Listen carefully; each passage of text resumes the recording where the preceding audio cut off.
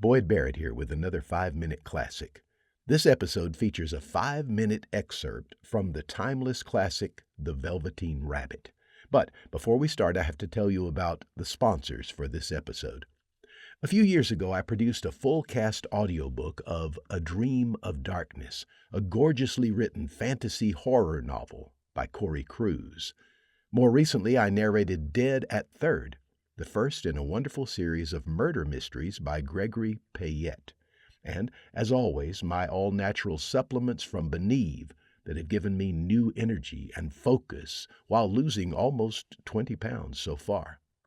See the links to all three below. Now, the Velveteen Rabbit. The Skin Horse had lived longer in the nursery than any of the others. He was so old that his brown coat was bald in patches and showed the seams underneath, and most of the hairs in his tail had been pulled out to string bead necklaces. He was wise, for he had seen a long succession of mechanical toys arrive to boast and swagger, and by break their mainsprings and pass away, and he knew that they were only toys and would never turn into anything else. For nursery magic is very strange and wonderful, and only those playthings that are old and wise and experienced, like the Skin Horse, understand all about it. "What is real?" asked the rabbit one day, when they were lying side by side near the nursery fender, before Nana came to tidy the room. "Does it mean having things that buzz inside you and a stick-out handle?" "Real isn't how you are made," said the Skin Horse. "It's a thing that happens to you when a child loves you for a long, long time. Not just to play with, but really loves you. Then you become real." "Does it hurt?" asked the rabbit. "Sometimes," said the Skin Horse, for he was always truthful. "When you are real, you don't mind being hurt." "Does it happen all at once, like being wound up?" he asked, "or bit by bit?" "It doesn't happen all at once," said the Skin Horse. "You become. It takes a long time.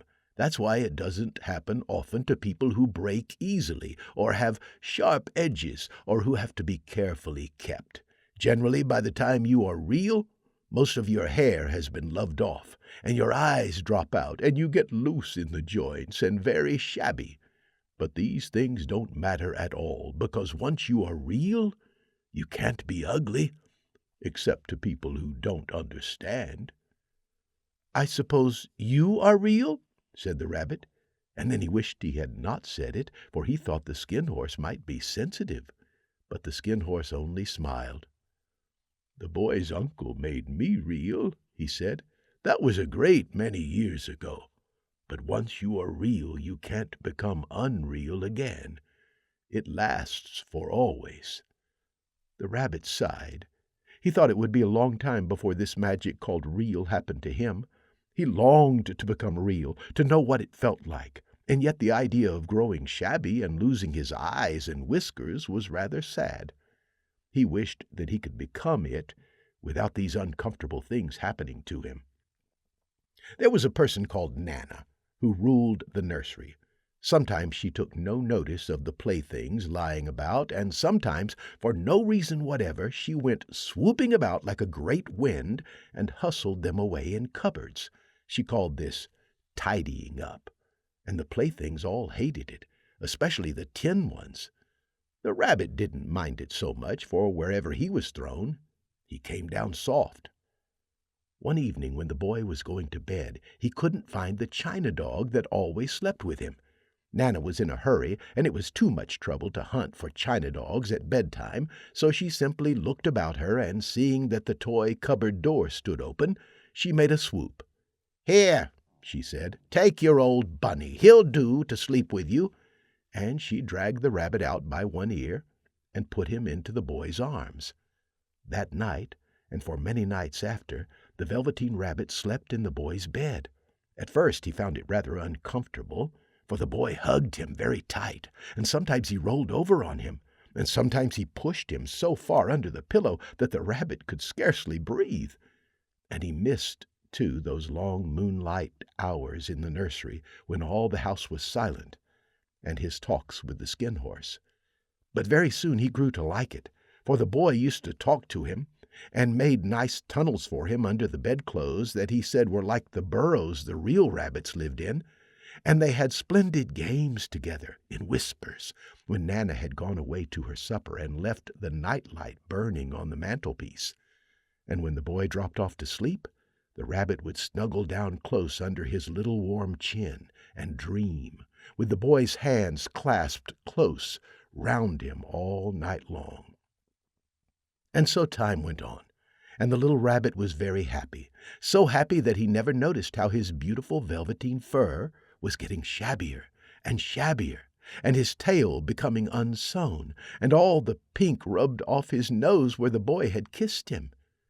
Spring came, and they had long days in the garden, for wherever the boy went, the rabbit went too.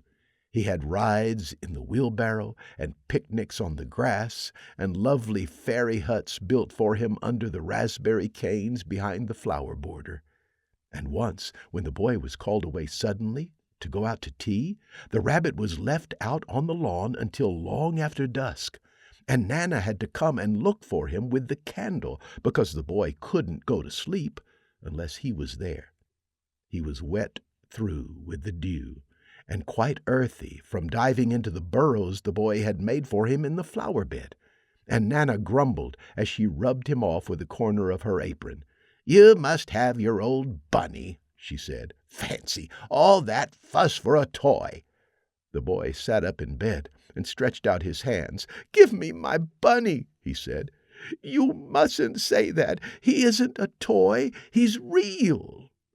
When the little rabbit heard that, he was happy, for he knew that what the Skin Horse had said was true at last. The nursery magic had happened to him, and he was a toy no longer. He was real. The boy himself had said it.